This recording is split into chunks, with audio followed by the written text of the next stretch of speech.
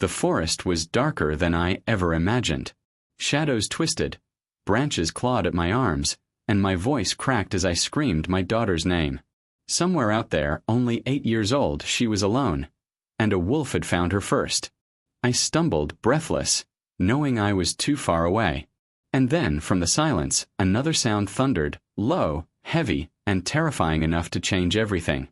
My name is Mark Thompson. I'm 39 years old, and I live in Bozeman, Montana, with my wife, Emily, and our daughter, Chloe. We love the outdoors. Weekends spent hiking and camping under wide Montana skies.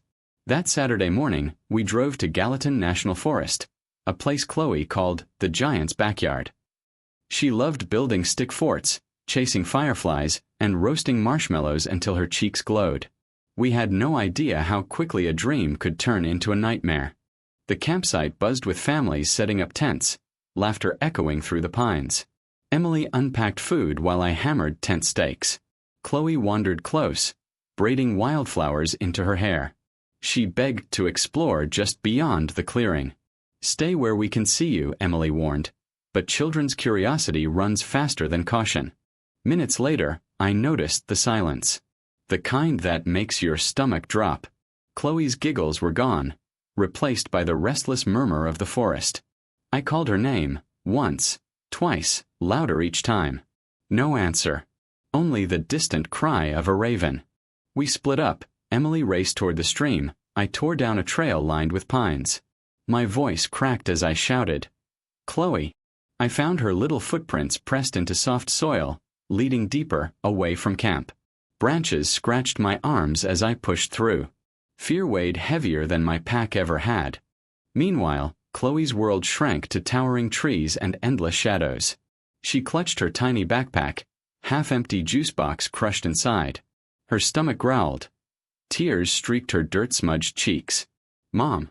Dad!" she whispered, but the forest swallowed her words. And then a rustle. A low growl.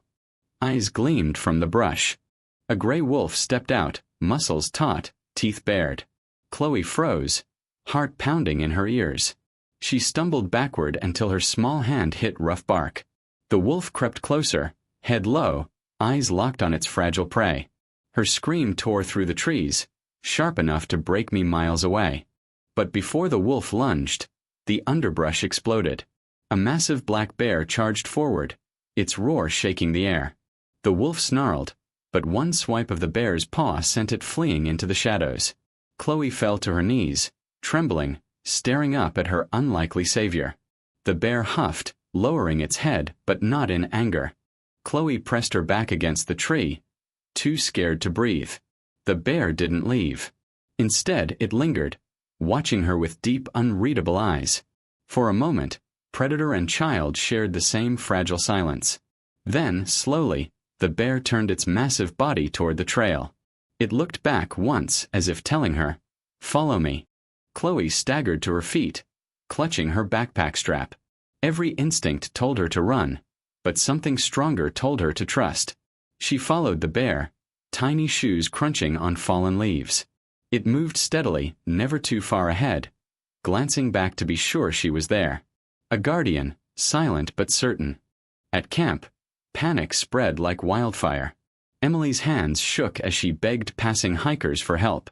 I returned breathless, my throat raw from shouting. "Search party," one man said. "We'll fan out."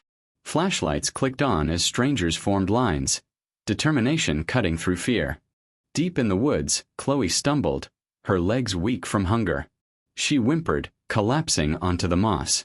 The bear stopped, waiting, breathing heavily like a giant engine. It sniffed the air, then nudged a berry bush closer with its massive paw. Chloe plucked a few, eating just enough to stand again. Night settled, and the forest grew colder.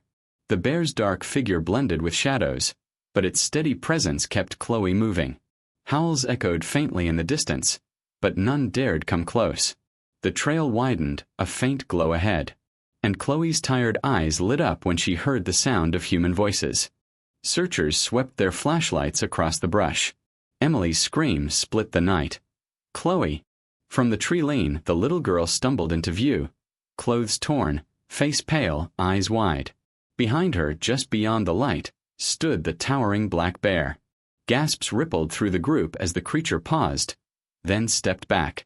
The bear lingered for one last moment, its eyes catching the beam of a flashlight. Chloe whispered softly, "Thank you." The giant beast snorted, turned, and vanished into the shadows of the forest. Emily collapsed to her knees, clutching Chloe, tears soaking her hair. I stood frozen, staring at the path where our guardian disappeared. The next morning, local news called it a miracle. Lost girl guided home by black bear. Reporters crowded our campsite, microphones flashing. But no headline could capture the truth we felt in our bones. Chloe was alive because the wild had chosen mercy. And somewhere in those woods, a gentle giant still walked. Some heroes roar with fire. Some save with hands. Ours came on 4 paws, with strength and silence. If this story moved you, you're not alone. At Loyal Voice, we bring you true tales of courage, survival, and unexpected heroes. Like, comment, and subscribe for more heart-touching stories you'll never forget.